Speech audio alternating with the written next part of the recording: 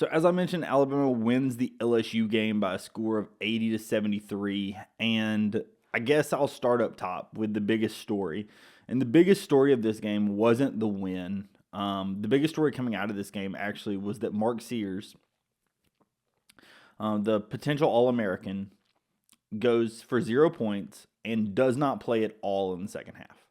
There have been a lot of questions surrounding the second half and why he did not play in the second half. Nate Oates made the comment that we played the guys who we thought gave us the best potential to win, and kind of did not address Mark Sears specifically, knowing that that's what the question was about.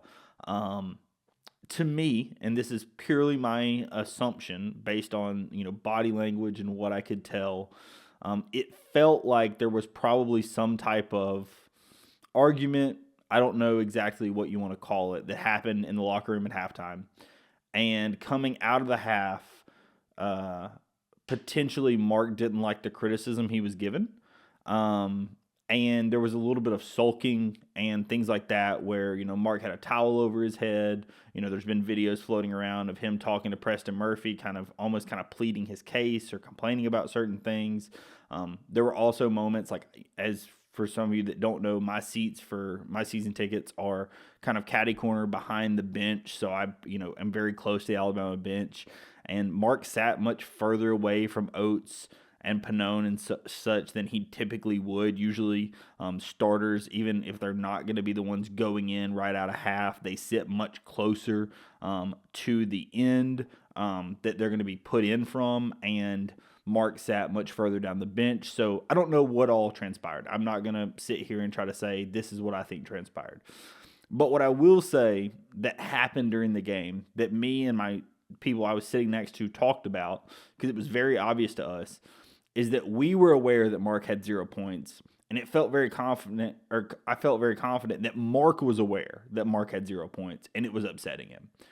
And there were moments where it felt like Mark was going in hunting his shot. Now, granted, he only puts up in this game 5 shots, but some of the 2-point shots that were put up were just not the best shot available, right?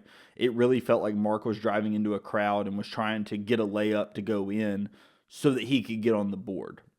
And, he either would miss an open opportunity for a kick out. He did have a couple assists in that first half. He had 3 assists. But it really felt like there were just moments that he was hunting his shot, much more than you typically see Mark hunting his shot. And it was something that was very obvious to me, right? And at moments, it felt like the offense just ran more smoothly when Aiden Holloway was on the floor. My gut says that was part of the conversation, and I don't know what all the specifics are. Like I said, I'm not going to guess.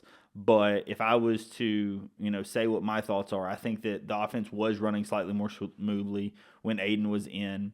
And like I said, Nate's comments were we played the players that we thought gave us the best chance to win. And what you see come out of half is a lineup of Jaron Stevenson, Grant Nelson, Chris Youngblood, Aiden Holloway, and Mohamed Diabate, right? And I think that was just, Nate trying to send a message to multiple guys, right? Not just Mark. I think he also was sending a message to Cliff. I tweeted out during this game that at one of the timeouts, Nate was just appalled that they had 8 offensive rebounds. LSU, I talked at length about how LSU was not a great rebounding team. LSU was one of the worst defensive rebounding teams that Alabama's going to face, bottom 300 in the country. And clearly the week off has helped LSU prepare because they cleaned up their rebounding. LSU out-rebounded us in this game, largely due to the fact that they had 17 offensive rebounds. But they just were really, really good on the glass. Most of this was because Corey Chest was just an animal on the glass. He goes for 12 and 18. He had 15 rebounds at half.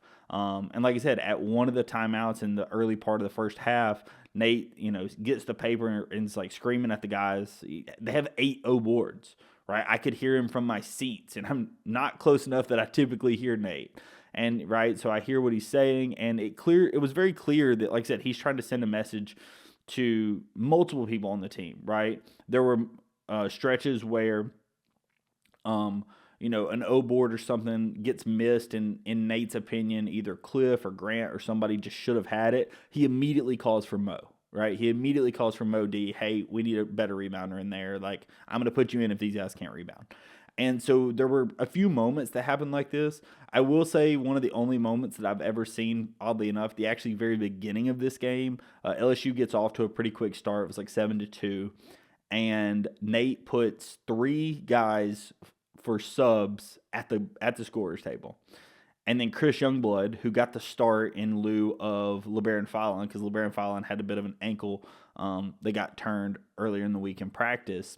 So Chris gets his first start of the year. He goes off, has quite a few points. They get a couple of stops on defense, and Nate immediately pulls everybody off the bench or off the scorer's table and doesn't put him in. He ends up putting him in at the under 16. It was not something I don't know that I've ever seen before, but that Nate was kind of almost pseudo rewarding the people that were able to keep the run going, and so like I said, he puts them back out there. There were people that played decently well in this game. Alabama definitely has a lot of things to clean up. I think part of this also should be credit to LSU. I think that LSU in this game, you could tell that they had prepared for a week and did not have a midweek game. Like I said, their rebounding was much better than you typically see from them. It felt like some of their defense was better. I will say from a defensive perspective, I think part of the thing that was a difference in this game is there was only 38 foul calls in this game. And I say only because if you watch this game, it was an incredibly physical game. LSU really felt like they were holding every screen. There was a lot of, anytime there was a cut, they were like, grabbing onto the cutter. And there was a lot of physicality at the rim because both teams were trying to score, at the rim. Alabama obviously has a lot of success with that for the majority of the season. This is one of Alabama's actually worst 2-point percentages on the season. I guess partially due to the fact that Aiden Holloway only goes 2 for 6 and LeBaron goes 1 for 5 down low. So Alabama shoots 52% from 2. And like I said, a lot of that was due to the physicality and the lack of foul calls, right? There was plenty of times in this game where under normal SEC official circumstances, you would have expected there to be another foul call. And like I said, there were 38 foul calls in this game, but I would have expected, based on the physicality of this game, for there to be, somewhere between 6 and 10 more at a minimum, just because of how physical this game really was. And like I said, the things that were and weren't called just were kind of baffling. I know Nate was losing his mind at certain moments where, just very clear, like either moving screens or this or that. And the officials kind of just kept their whistle hanging. They didn't blow the whistle a lot. And I know for a team that gets to the foul line a lot and some people that like to get to the foul line and shoot foul shots, it was just a much more physical game with much less foul calls than we typically would see in the SEC. But for some of the guys that actually did play really well, I thought that Cliff, he didn't play well in the first half. He played much better in the second half. Nate mentioned that we missed him on some lobs. And he could have had even a better offensive output that he had. He does have 8 points on 4 of 4. I do believe all of those were dunks. He goes 0 of 2 from the line, which you don't love to see. You'd like to see him at least make one. Was by far our leading offensive rebounder with 4. And that was the spot. He actually does win the hard hat because of it. Has 9 rebounds. He has 3 assists. He isn't able to get a block, but oddly enough, actually, Chris Youngblood led us in blocks with 2. I thought that Chris, in his first start, played absolutely incredibly. As far as offense at the start of this game, Chris was a huge piece of our offense. He doesn't end up shooting great from 3, only going 1 of 5. But was 4 for 5 from inside the arc, goes 2 of 2 from the line, has a couple assists, has some rebounds, has a steal, has the blocks, right? You can really tell that he's getting much more comfortable and within himself. I will say that his handles are not not ideal. So I would like to make sure that, if he's on the floor, he's out there with an Aiden, a Mark Sears, a LeBaron. He needs an extra guard with him, to be a primary ball handler, because he is just not super comfortable with the ball in his hands. He really feels more like, I saw a thing where he feels kind of like Rylan Griffin was last year. I wouldn't go quite that far. I think that Chris has better handles, and I think part of this may just be because LSU wasn't having the whistle blown quite as much. They were pretty aggressive with poke outs and such. So I do think that, under certain circumstances, I think Chris's handles will be good enough, but I don't think that he should be your primary ball handler in any lineup, really. That's just not going to be where his skill set is best. But I do think that in general, he had a pretty good game. Another guy that I thought had a great game, and he was my player to watch for this one, led us in scoring, was Aiden Holloway. Aiden has just been on an absolute tear the last couple of games. If we pull up his most recent scoring performances, he has 19 against LSU, 22 against Vanderbilt, 6 against Kentucky, 15 against A&M, 15 against Ole Miss, 15 against A&M, 13 against South Carolina, 10 against Oklahoma, 26 against South Dakota, and 13 against Kent State. So he is 8 out of the last 9 games. He has went for double figures, right? He just very clearly is getting very comfortable with the offense, getting very comfortable in what his role looks like. That's been very efficient scoring. His percentages, I'm sure, came down a little bit, but previously he was leading the SEC in field goal percentage for the entire conference. He's just been super efficient. He's been a really good scorer. The change of pace he provides from an offensive perspective, he really reminds you of like what we had out of a Javon Quinterly. And I think that is kind of obviously the role that we assumed he might play, but he really is very, very good in that sense because he does provide that really, really quick burst of speed off the bench. He provides just a change of pace on offense and an elite shooter, right? And somebody that when he's playing within himself and playing the game, how he likes to play it, he's just almost unguardable when he's making his shots. He goes 3 of 8 from 3, so an okay shooting performance, not his best, but definitely not his worst. Has a couple of steals, and that's something that I mentioned that I thought has been trending upwards, and Nate talked about it as well. Aiden's defense has gotten so much better. With steals, poke outs. We had the block last game. Just his defense has gotten much, much better than it was at the start of the season or than it was last year. And I think that's a big difference is the ability you have to play Aiden more minutes when he's able to defend like that. Because when he's not, you're wanting to put in somebody like a LeBaron Philon or Chris Youngblood just for a better defender. But when Aiden is doing that, his offense is obviously at a level that you want him in as much as possible. Another guy we can talk about is Mohamed Diabate. Was a really good game, not his best game. You could argue that one was his last one, but he did have 14 points. I thought that he played really, really well. Saying it's not his best, when you're coming off the performance you're coming off of is kind of just underselling how great his performance was last time. But he is a glue guy for this team. He is somebody that Nate calls on, like I said, anytime that we have any type of rebounding issues, we call on him. Anytime you need a lockdown defender, you have somebody starting to go off, we call on him. Mohamed Diabate is just a guy that you can switch 1 through 5, and it's just a huge importance to this team, right? He showed it again in this game. He ends up coming up with 1 steal. I know we had a couple of other poke outs that ended up just going out of bounds.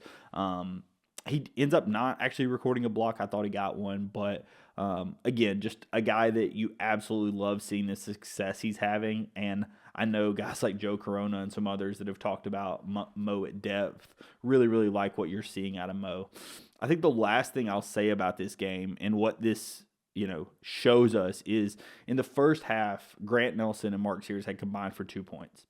And when we talk about the depth of this team, a lot of what people think you're talking about is just you have bodies. When you hear depth a lot is, you have bodies if you get into foul trouble, right? That's what a lot of teams use depth as is, if we get into foul trouble, we have some extra guys.